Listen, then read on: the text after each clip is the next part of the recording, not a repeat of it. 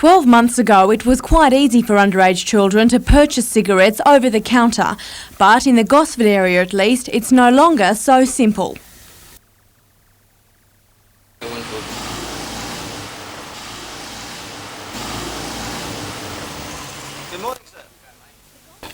The Gosford Public Health Unit got together with local police officers to try and reduce the alarming number of young people taking up smoking. Most of the campaigns so far to attempt to do something about kids and smoking have concentrated on the demand side of it, trying to convince kids that they shouldn't smoke, it's bad for them, trying to remove the glamour from it in advertising. But this one is new in that we're actually trying to control how they get hold of the cigarettes in the first place. They adopted an approach which concentrates on the supply of cigarettes.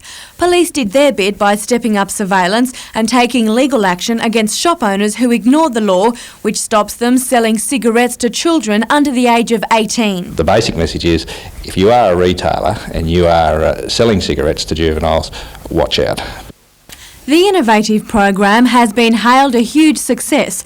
It's now hoped other areas will adopt the same approach. I think Gosford is leading the way at the present moment in relation to those enforcements. Of course, various resources, police resources, does limit how many operations you can do, but I think we've certainly led the example for other patrols to instigate such operations. Amanda Bolger, NBN News.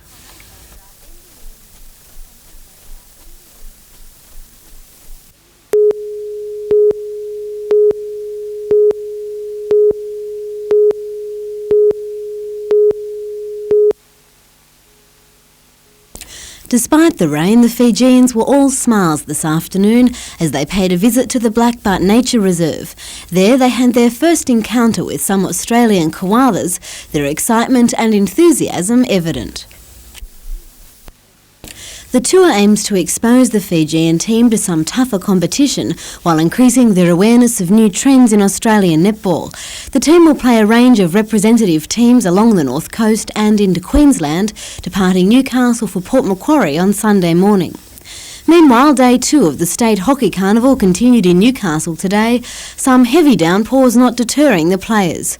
Teams from Wollumbar in the north down to Albury in the south are taking part in the 3-day event, competing in Open and Junior divisions. This afternoon, the Wollumbar took on Westmead in the Open Girls, with Broadmeadow taking on Grafton. Competition finishes tomorrow afternoon. Emma Ossian, NBN News.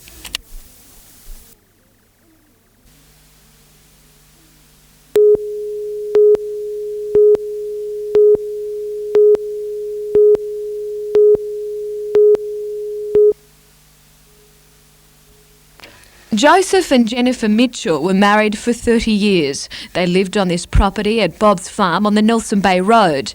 They ran a coffee shop and grew vegetables and Christmas trees. But Jennifer Mitchell's life was shattered last July when she believes her husband tried to kill her.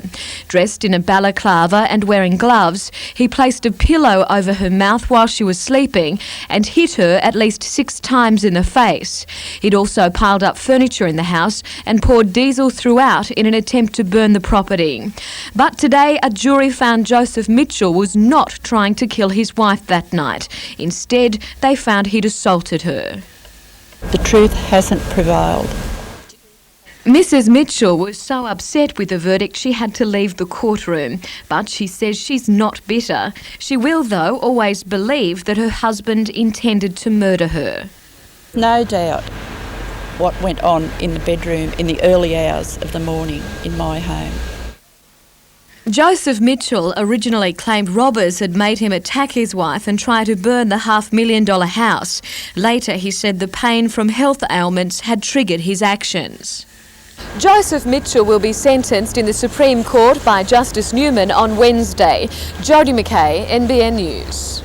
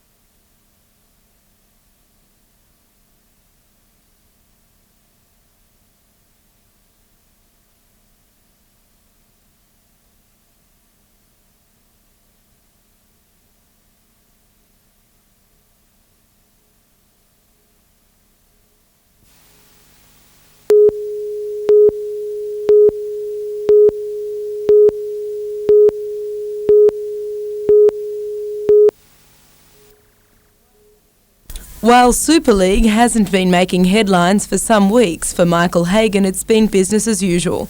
And today that took him to the Newcastle Business Club, speaking about player-employee relations in the Rebel League. According to Hagan, there isn't too much of that just at the moment, with Super League players farmed out to the ARL around the country. They're basically paying for half of the ARL's competition at this point, when you consider there's probably 300 players or more currently being paid by Super League. It's still hoped the Rebel League will regroup next year following an appeal in the federal court in just over 2 weeks' time. But even if the upcoming legal battle is lost, Hagan says it won't be the end of the war. For now, it's a game of wait and see, with Hagan widening his horizons beyond a Rebel League until the end of the year.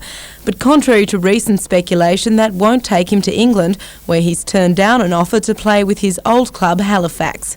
Laura Saperstein, NBN News, Late Edition.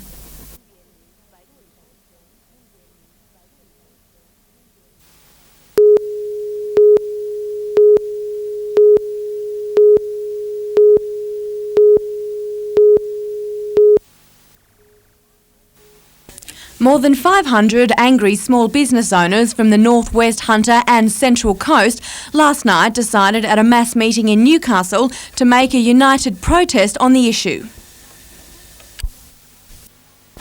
Organisers say owners will make a defiant stance to stop small businesses becoming a thing of the past.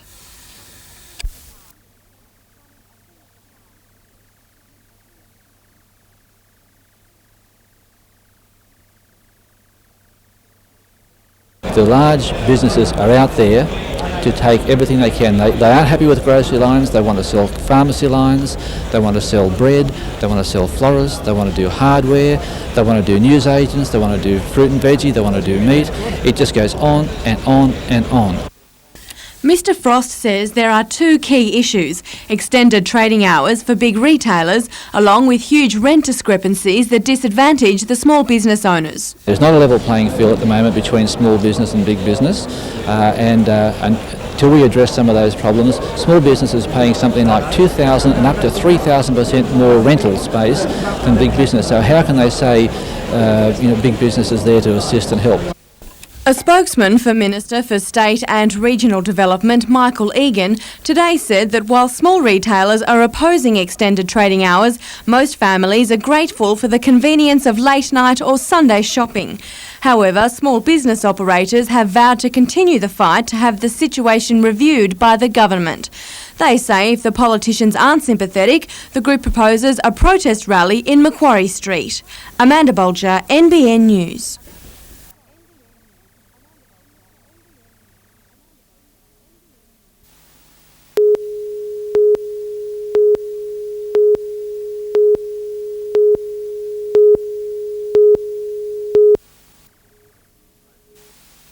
Boasting thousands of members and drawing in big state competitions, the Newcastle Netball Association feels it's a worthy cause for a council loan.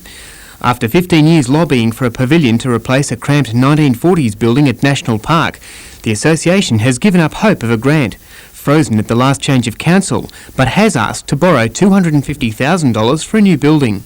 We're bitterly disappointed, but of course we're going to pursue this matter even further, and when we can have a look at those budget papers, we're going to look closely at where council has allocated funds and try and rationalise those type of things. Car parking and grounds around the National Park courts are also falling into disrepair, prompting safety concerns from association members. Netballers have sunk $750,000 into all-weather playing courts, which are open to the public and see themselves providing a civic service. Their latest knockback has stirred deeper concerns. If we were men, that might be a different exercise altogether, because you've only got to look around at what has been done for some of the male sports at the drop of a hat over a short period of time, and yet here we are, we've been struggling for 15 years to get a facility suitable for our members, predominantly female. Exactly, yeah. We're not, this isn't just a spite over one.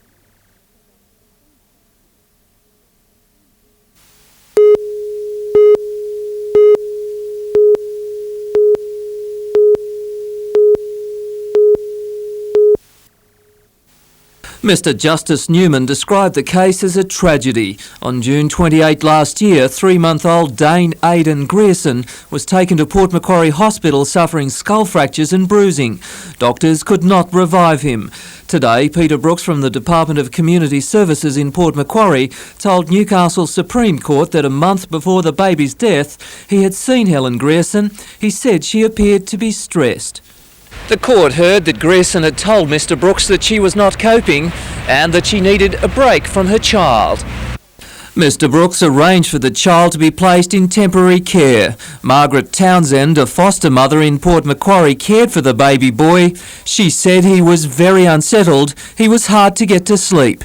Grierson took her child back after a week. Giving evidence today, Dr Rosalie Wilcox, the visiting medical officer at Mullewa Jail, confirmed she believed Grierson had been suffering from postnatal depression at the time of the baby's death. The 29-year-old mother was also abusing sedatives. The hearing was adjourned for sentencing tomorrow. Peter Ryan, NBN News.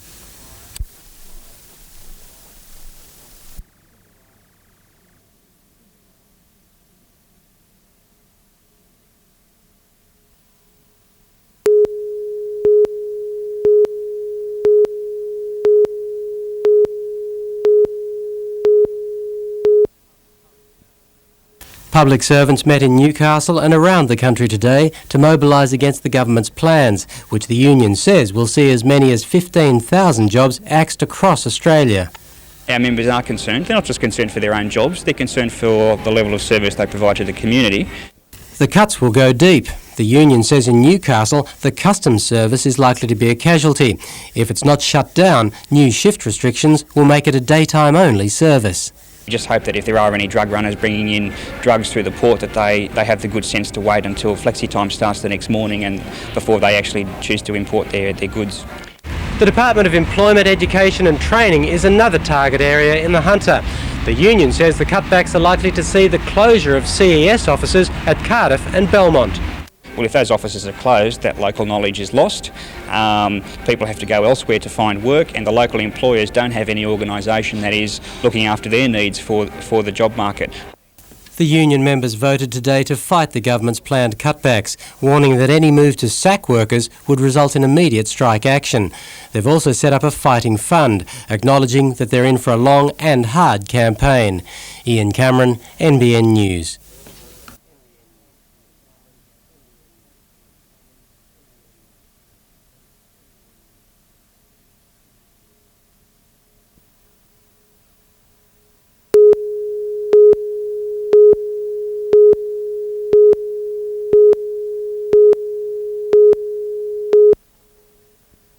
A former Australian featherweight champion, Lance Hobson, died after suffering a brain hemorrhage during a bout in Melbourne last week. He's gone, but not forgotten.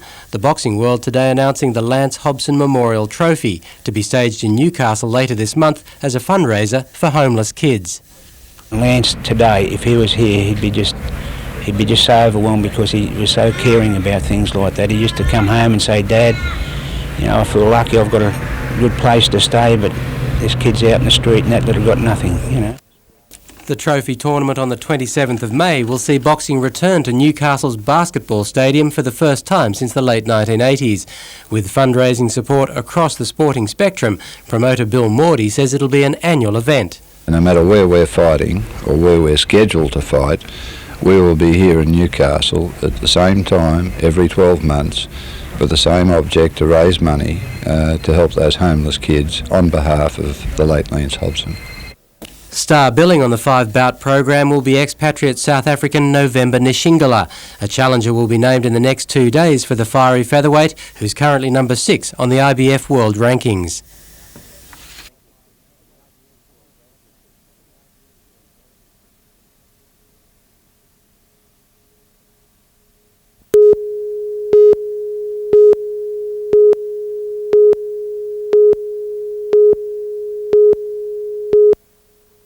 Further back by Single Switch, coming home pretty well, and so too is Steel Switch. Perez going right down the outside is Ranchberg and Steel Switch getting out after the Glen. Steel Switch goes to the front, Ranchberg driving it, Steel Switch holding on, and Steel Switch scores today.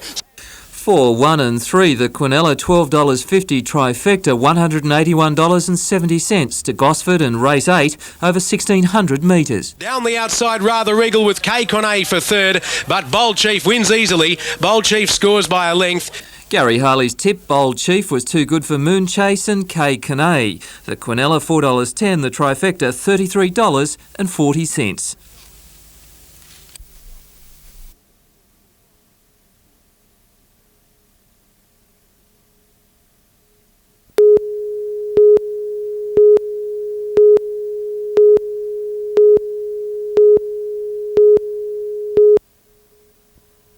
In their first home game this season, the Falcons crashed to earth, barely managing 69 points in a dismal performance against Brisbane. Away last week, and despite better form, the Falcons went down again to Illawarra.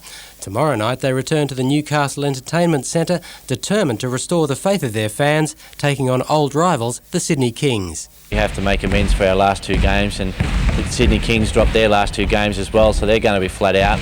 And, you know, earlier in the year they beat us with a lesser team, then we had another good hit out here.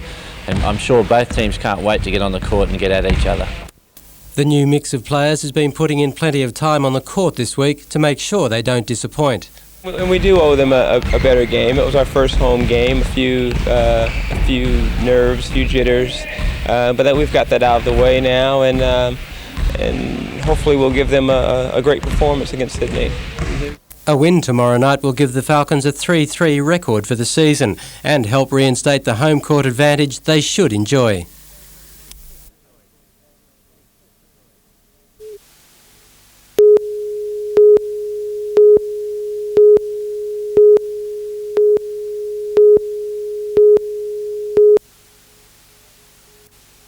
Grain producers in the Moree area hardly have time to consider their luck. The rain, which caused so many headaches elsewhere, has here created perfect conditions for planting. Most farmers are now implementing wholesale sowing programs across their properties. Yes, I guess so. Every available acre that we can plant, we will be putting into cereal or winter crop of some sort. GrainCorp executives at Narrabri are predicting a 30% increase in the harvest. It probably won't match the record yield of 1.8 million tonnes produced in 1983, but it should come close, most forecasts suggesting around 1.5 million tonnes this season. And that's one of the reasons as to why in most areas that wall-to-wall sowing is going to take place. And again, given that we get the proper rain thereafter and a real good finish, it's well and truly achievable at 1.5 million, as I said, a mere minimum. There are still a lot of ifs, with the need for follow-up rain in the next month or so and again around September. But for now, the farmers are nothing but optimistic. It's excellent at this point. I think a few people had a little too much rain. It's going to delay them for some time. But if we can get all the cropping in the next 3 or 4 weeks, I think we'll be doing well. Nature has been less kind to US farmers. With their wheat crop extremely poor this year, Australian wheat should command high prices, simply adding to the optimism currently being enjoyed by local producers. Ian Cameron, NBN News.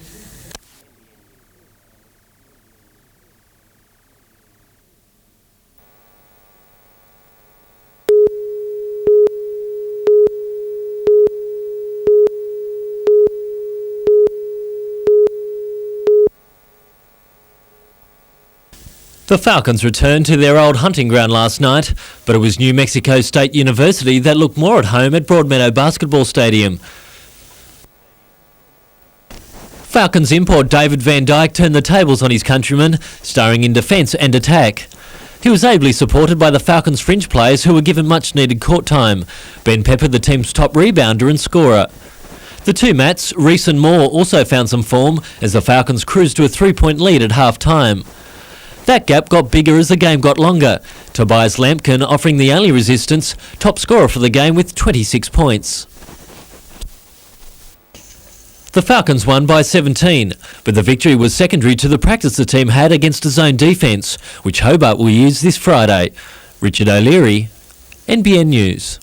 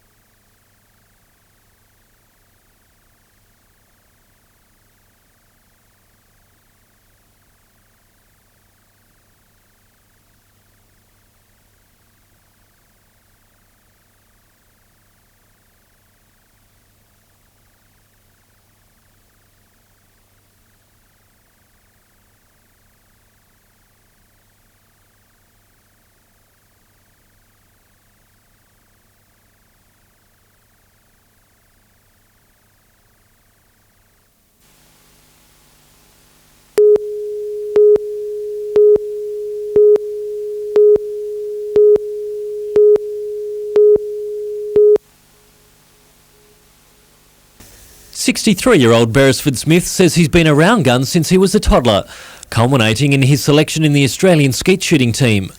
He supports the crackdown on military-style automatic weapons, but says semi-automatic shotguns or 22s should be modified rather than banned. I would be agreeable, completely agreeable, having it sleeved by a gunsmith and have a receipt done by a gunsmith to make it a two-shot, which I can only use it in two shots in skeet shooting anyway. The modifications would be irreversible and would mean people wouldn't have to hand over their semi-automatics, the main gripe of sport shooters. But the sentimental value of shooting up to state and up to Commonwealth, interstate and up to Commonwealth, I think it's an affront for anyone to tell me now I'm not a fit and proper person to own that gun. Mr Smith is also opposed to the $50 levy for the buyback scheme as it makes other people pay for his sport. But he hasn't gone as far as some shooters, who say they'll risk jail rather than surrender their weapons. If I've got to hand mine in, I will, but believe me, I'll be very annoyed about it. But to say they're not going to hand them in and to plant them underground, I really personally feel that's anarchy. I can't see any sense in that. Richard O'Leary, NBN News.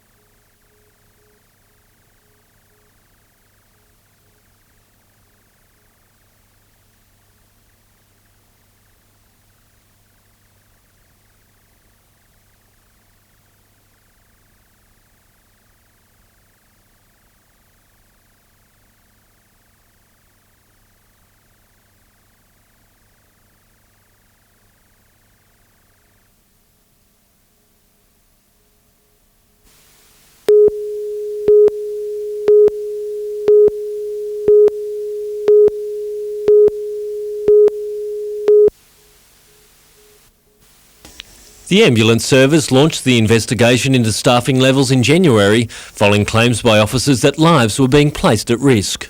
Basically, 2 officers to a car is to give proper patient care. We can't send a single officer out to do a cardiac arrest, a pulmonary edema, people with fluid in their lungs, motor vehicle accidents. They can't be done by a single officer. It's archaic. It should have been out now in the 1950s. An ambulance officer and 2 management representatives conducted the inquiry, interviewing all staff in the Hunter. It's believed the report will recommend 2-man crews for all vehicles, but the Minister is yet to see the document. Officers have now given an ultimatum. The officers voted last night that if it's not there within 10 days and some action is taken, we'll put paperwork bans on so we won't be processing the bills for the ambulance service, and no car will roll out of a station in the Hunter without 2 officers on it. The Chief Executive Officer of the ambulance service, Rod McGregor, says the report will be handed over before the deadline. Richard O'Leary, NBN News.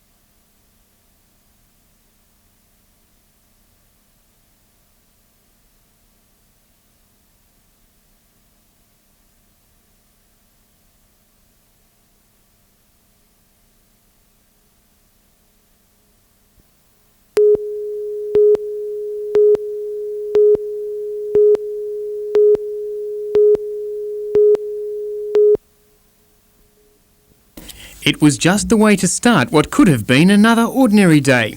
A group of shift-working battlers, all gatekeepers at the Williamtown RAAF base, already had plans of how to spend the $100,000 or so they'd each won in their first flutter with Oz Lotto. For one, the push bike will be replaced with a new car, and that mortgage will be dealt with. It's just unbelievable. It just really is unbelievable. They battle all their lives. For me, I battle all my life, and all of a sudden, it's a dream. I wish it happened, and it has happened. Understandably camera shy, the group could barely believe their luck when one of their wives checked off the winning numbers. And the numbers were jumping off the ticket at me. I was on the verge of retiring, now this will make it sure I will. Guaranteed. Are you always this jovial at work? Oh, reasonable. It's reasonable. You reckon you'll be getting a few people asking you for a loan when you're working the Savo? No way, mate. No way to get a loan out of me.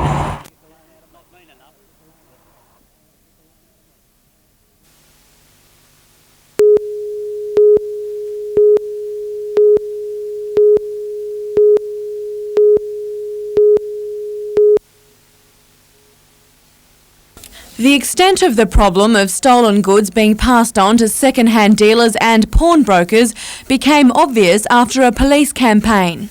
Quite a few months ago, the New South Wales Police Service ran an operation called Operation Basalt, and as a result of that operation, there were many millions of dollars of stolen property recovered through that particular operation. The alarming result prompted further action, with police and cash converters coming up with a new method of discouraging dishonest dealings. The Gosford store is among others Australia-wide to adopt a photo ID policy requirement for people who come in to sell items. Mr Wares says that people doing the right thing have nothing to fear, but those who attempt to sell stolen goods should be aware of the tighter regulations. If they've got stolen goods, we don't want to know about it. We will be able to identify stolen goods very quickly, and the police, who we've been in conjunction with this operation on, will be able to identify them immediately, and goods will be recovered and offenders apprehended. Amanda Bolger, NBN News.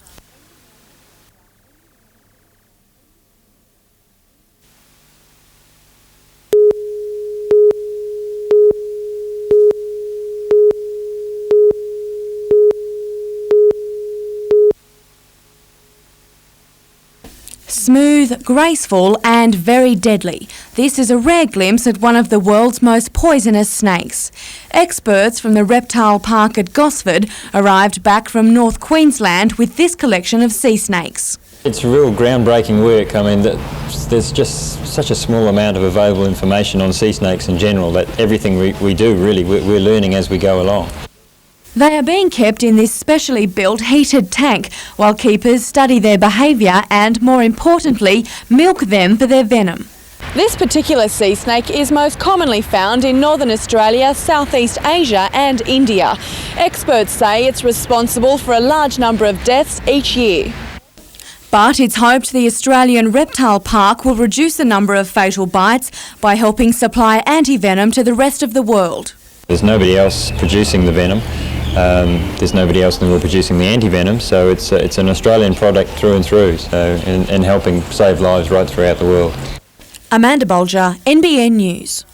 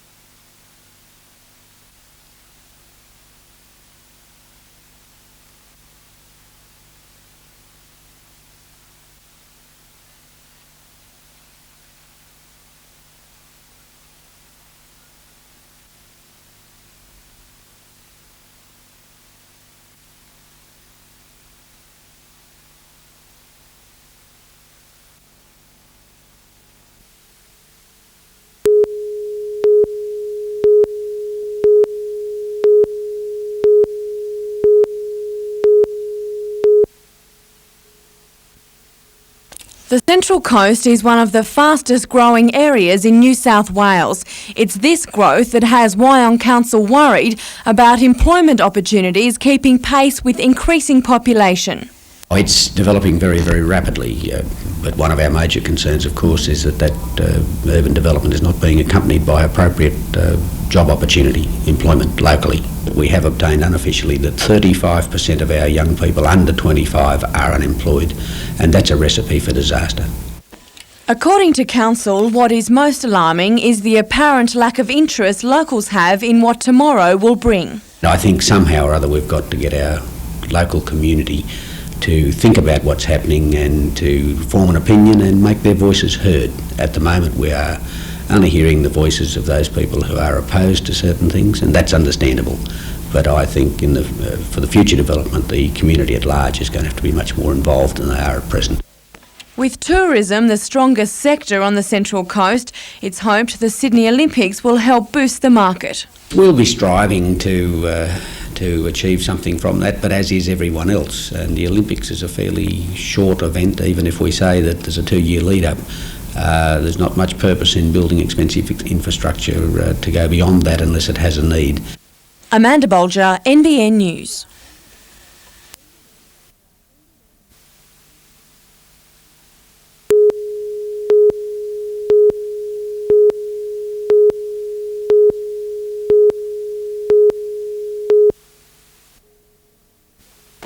Scone continues to live up to its reputation as horse capital of Australia. Described as the carnival's biggest year yet, the annual Scone Horse Festival has enticed thousands to the Upper Hunter. But it was the stud tours that proved to be the biggest winner. For most, this was their only chance to take a look inside some of Scone's legendary stables.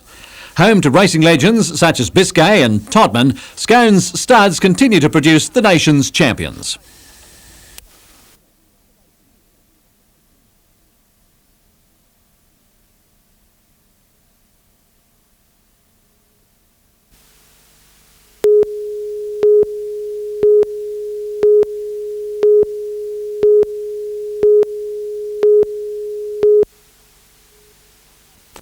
Operation May Day aimed to reach out to people who have been affected by suicide.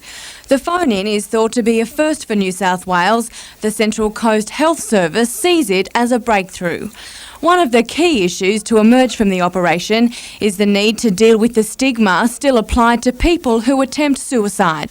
We've had suggestions of like a group like Suicide Anonymous, so people can have a network of people to relate to. The phone-in was to provide professionals and service workers with a better understanding. According to many callers, the supposed experts often have little appreciation of the reality of suicide. Many said professionals would learn more simply by listening to people affected by suicide rather than reading about it in textbooks. Well, I think that professionals like to think that they have a lot of expert knowledge, but sometimes this expert knowledge that lays out there in the community, and the people who've had the experience often have a lot of expert knowledge which we do not tap into. Amanda Bolger, NBN News.